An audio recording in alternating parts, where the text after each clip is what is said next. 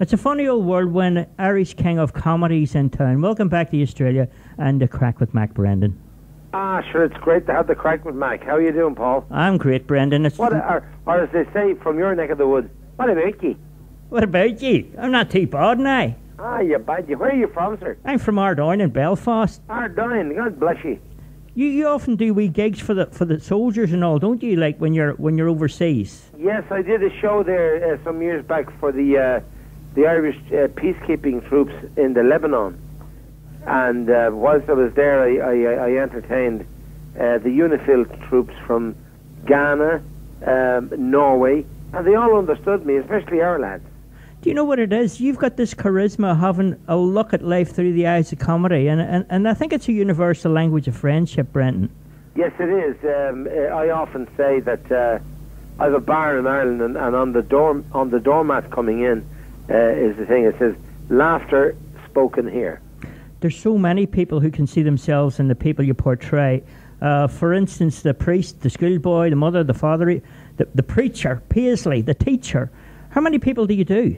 Well, I have been known to do several people, especially when Brendan Grace came up to my constituency in Ballymena, and it was great to talk to him trying to do my accent.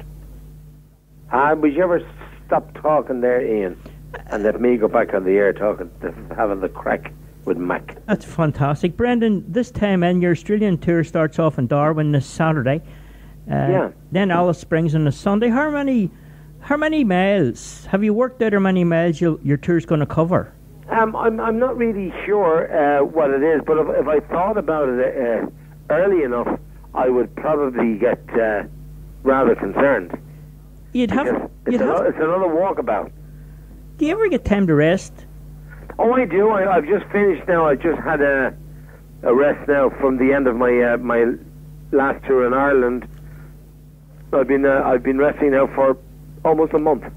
Now, I've always been to your performances when you're out here, and I've got a whole lot of your books. You know, the favourite jokes, and I was just reading on the back of it says Volume 1, Brendan Grace, Volume 1 of your favourite joke books. Now, here's what it reads. This book is a collection of the favourite jokes of Brendan to make you laugh, and he says to himself in the foreword, in this book you will find some of the jokes that made Adam laugh, then Moses, also St. Patrick, and more recently Bran Baru. Yeah. Where do you get these jokes and stories from? Well, you see, I'm a great believer in I'm what I call an environmentally friendly comedian. I like to recycle stuff.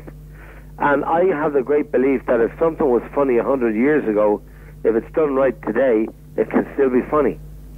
And that's basically what I do.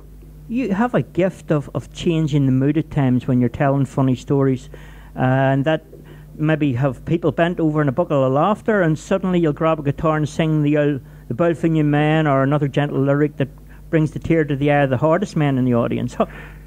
Where does that come from? I don't know. I think it's what was always known. You see, I come from I learned my comedy from the old vaudeville Irish and international comedians, and there was a thing known then as pathos, and it was where you would have people laughing 1 minute and then feeling sad. And I tell you, a great exponent of that, and he would be a townie of your own, was the great James Young. James Young, and do you ever hear of Frank Carson at all? Oh, that's the way you tell him. It's a cracker. It's a cracker. A cracker with macker. my auntie, she, God rest her, like, he proposed to her that many times, and she kept saying no. But he ended up, I don't think he ever got married, but when he was starting his career, he'd do 3 performances in one night. He'd be skipping from east to West Belfast and then to north. He'd have to do that to make a few shillings. I did it myself in Dublin. They're hard times. Now, you're living in Florida with your family. What sort of a change in lifestyle is that from the dirty streets of Dublin? Well, I mean, Dublin, even today in Ireland, Dublin has changed greatly, which obviously inspired the great Pete St. John to write that evergreen ballad, Dublin in the rare old times, because things change. Obviously, I see changes because I live in the United States. But then again, I'm back to Ireland on a regular basis, so I never lose timing from what's going on there. Because when you're singing like the songs of Dublin, as you often do, the Ring a Ring a Rosie, and have you a favourite one that you perform? Well, perhaps the most popular one that I do, and I'll be doing it on this tour, is the Rings End Rose. Aye, yeah. And that particular song was written especially for me by Pete St. John. I'll always remember we were doing a show in the famous Embankment, Dublin, which in its heyday during the 60s, 70s and 80s, the Embankment was the stepping stone to all the big places. And I remember I was performing a show there one night, and in the audience was Pete St. John. And, we of course became very close friends after that. And Pete said to me, he said, "Thank you for singing my songs." And he says, "You deserve a song of your own." So he said, "I'm going to write you a song." And sure enough, within about 3 or 4 weeks, I got a call from Pete, and we met in the Liberties in Dublin one day, which is where I'm from. Mm-hmm. It's right down city centre. In fact, the Queen watched a pint of Guinness being pulled there the other day. The Queen and Prince Philip watched the pulling of a pint, which was right next door to where I was brought up in James Street. Now, when they watched it being pulled, which one of them drunk it? Was it him or her? Well, they both looked at it. I know that Prince Philip was looking at it, and I think he was mad to get his lips around it, but I think protocol doesn't allow him, the royal family, to drink in public. But I know one thing, it was a priest from County Cork who was present that day, and he got to drink the famous pint that they didn't drink. Now, the Liberties, that you're born there in 52, what sort of, it's a working class neighbourhood, what kind of a portrait could you paint for the listener of the Liberties when you were growing up? Well, the Liberties was, it was down, like nowadays it would be referred to as downtown Dublin, but it was the heart of the city, and it was very much a working class area, and I lived in the flats. So I lived in the penthouse, which would be the term given to it nowadays, which was the top floor of the buildings. But it was very much something that, my childhood, for instance, is one that I have very, very happy memories of. Mm-hmm. At 18, you were in the band there, the Ginger Men. How did that happen? The Ginger Men began simply, I had a motorcycle accident in 1967 or 8, and I was laid up on crutches for some time, and a cousin of mine knew that I was, at that time I had gotten a guitar, and he said, "Would you be interested in joining a group that 2 of my friends have, called the Ginger Men?" And I said, "Sure," and I joined the Ginger Men, and we became world famous in Dublin over the next 2 or 3 years. And it was after that I went solo. And it was actually during a gig one night that the band found themselves a wee bit short, if you excuse the expression. That's right. That's when you found your wit and the comedy commedia. That's correct. Well, what happened was we were on the first half of the show, and the top of the bill on the show, sadly and ironically, he passed away only 4 or 5 days ago, was the great Sean Dunphy. Sean, at the time, was he was top of the bill on the show that night, and when the interval came, we'd finished, and he was delayed, obviously, in the traffic or whatever, and the committee said, "Look, someone's got to get out there." So I was thrown among the lions, if you like, and I just started telling a few jokes, and they went down very well. And Sean, part of the big band era, would that be the best way to describe him? Sean would have been with a big band at the time called the Hoedowners. Aye, yeah.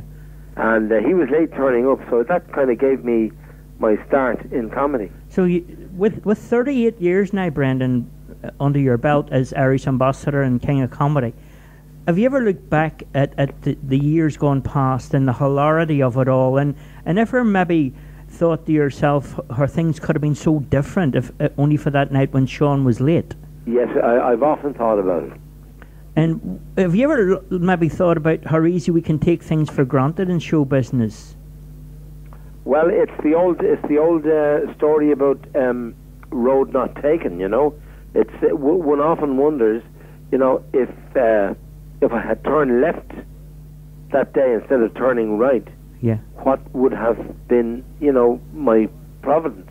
But like here you are, and how does it feel touring the world at the minute? It's great, it really is, and I never tire of it.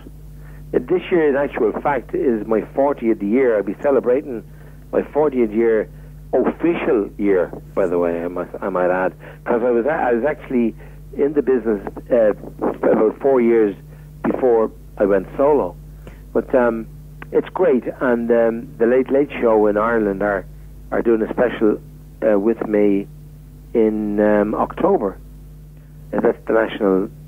That's the top wow. Television program in Ireland. But they're doing a special, kind of a This Is Your Life. But to be doing it 40 years later, I have to say, is great.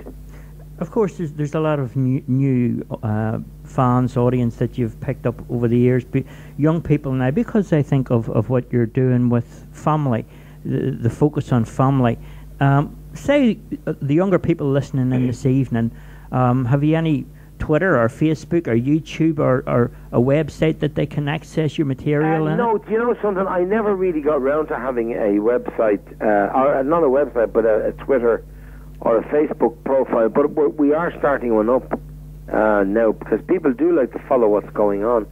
But younger people, I see in my audience every time I do a show, I see a huge demographic of people from below. You know, below teens through to 90. There was a couple of times in recent months that I actually had 100 birthday of people who were at the show. And I suppose that gives you a great confidence in the material too, that it never grows old. Well, that's the thing. People identify with it all the time, and especially to see the newer generations coming along, it's great. With the memories, looking back on people like you've performed with Sinatra, and you apparently nearly killed, I think you nearly killed Sammy Davis Jr. with laughter one night. That's correct. Well, that will always come out in my mind as being one of the highlights of my my professional career. Would have been the night that I performed for Sinatra, Liza Minnelli, and Sammy Davis Jr. in at a party they were having in Dublin when they came there to do their ultimate event tour. They were finishing up in Ireland, and I was drafted in by their promoter to entertain them, and he wouldn't even tell me who I was going to. It was top secret. And when I arrived at the venue, this was a regular show in a bar in Dublin that they took over for the night. And when I peered through the curtain and saw who I was about to entertain, I nearly passed out. Because I was looking at three entertainers who've seen it all. And you know something, they fell madly, I couldn't believe it, they fell madly in love with me that night. And because essentially I think I did a portrayal of Sinatra and Davis to their face, because they were both chain smokers and serious drinkers. And I did an act, I've been doing it for many years, it's my Father of the Bride routine. And it's an Irish father at his daughter's wedding, and he's drinking and smoking, and he's pretty well drunk giving this speech. And when I gave it to them that night, the guys were out. They just couldn't control themselves laughing. Because it was themselves they were looking at. They were just missing one fella there, Dean Martin. He would have enjoyed. You know something, I would have given my eye to meet him. He could probably do that sketch himself, I'm sure, couldn't he? He certainly could. And the interesting thing, Mac, is that there's no doubt about it. But a lot of his drunk thing was put on. People used to think he was half drunk when he was doing the show.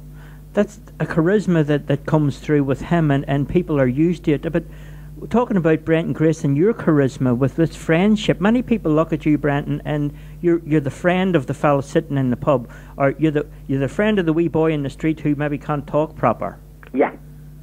Like Butler, when he's talking, he can't talk proper. And he had a hard upbringing. It was, but it was something. I mean, I've often said to people that I have very happy memories of my childhood, and there were times that I couldn't sit on those memories. And you had a lovely mother. I had Chrissy, Gemma, and my greatest critic, by the way. And she, you know, anything if it didn't pass by her approval, it wasn't in the show. And you got hit in syllables if you made a mistake. Oh no, you got it. Where have you been? And you know how every part of you's left all over the world in one of the songs that you've done from the Wolf Tones? Yes, indeed. The biggest part of you is here. You know that. Oh yeah, well, your heart. My heart is. Oh yes, it is. That's right. Sydney is actually mentioned in it. And I suppose with all of the fans you've got here, Brendan, and with all of the fans all over the world, it's not that often we get to appreciate great talent like yourself coming here, and we're all looking forward to in this area seeing you up at the Cube in Campbelltown. And you've got a couple of other performances at which is sold out at the Gales Club. Oh, that's right, indeed, yeah. In fact, it's at the Penrith Gales. Aye. You know, as far as I can gather, there may be a second show coming up there very, very shortly. They're just making their mind up to have where they go with a second night, because it's sold out overnight. Now, the last time I seen you, it was at Vinegar Hill Wool Sheds. And oh, mother of goodness tonight, I remember. I was actually touring, myself and Paddy Riley were on that tour. Yes, you were. And we did the Vinegar Hill. In fact, I did a tour with Barleycorn over here.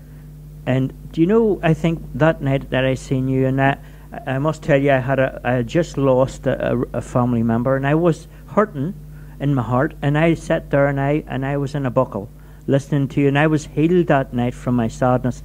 And many people, I think, you have that gift. It's medicine. You keep us laughing, Brendan, and you have that, the king of humour here now. You've brought that with you, and we're all the beneficiaries of it.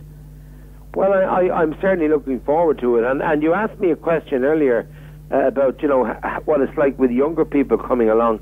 I did a short cameo, well, not a cameo, but a short spot in the famous Father Ted series. The Finton Stack. Finton Stack. And you know something? That one piece that I did in that show has gone down, you know, seriously in history, because it has been voted the #1 episode from the series on many occasions. Drink. And it was just a sarcastic, obnoxious priest. Drink. Father Finton Stack. Give us a line from it. Used to talk like that. Drink. That was the other fella. Drink. Fish. Girls. Arse. Give us one of your lines from that Father Ted sketch. Well, from the well, a lot of people still ask me to do that. I crashed your car into a big wall. I had my fun. That's all that matters. Oh, there were several lines from it that I still have to do from time to time. When are you going to make it as a movie? Oh, I don't know. I reckon that'd be brilliant. Well, I'm hoping, you know, I've said it to many people, that one of the people I'd love to meet most of my life, and I hope to meet him someday, is the great Paul Hogan. Yeah, he's over your neck of the woods somewhere, I think. Paul Hogan, oh, is he over here in Melbourne? Oh, well, as far as I know, he left. He had the Inland Revenue was chasing him. Oh. And he left the country, and he says he's not coming back, so I think he's over Florida way, as far as I know. Oh, maybe he did. Well, I'd love to meet him, because he was, he'll always go down in my mind as being a comedy hero, because what a funny guy. And that's where your movie might come into place. Well, do you know where I think your movie is? Now, it's just my humble opinion, but you know your wedding speech? Yes. You could make a whole movie around that, building up to the wedding, and then what happens after the wedding. Well, Paul, it's amazing that you should say that, because that has been proposed to me on more than one occasion, would be to build around that into a short musical.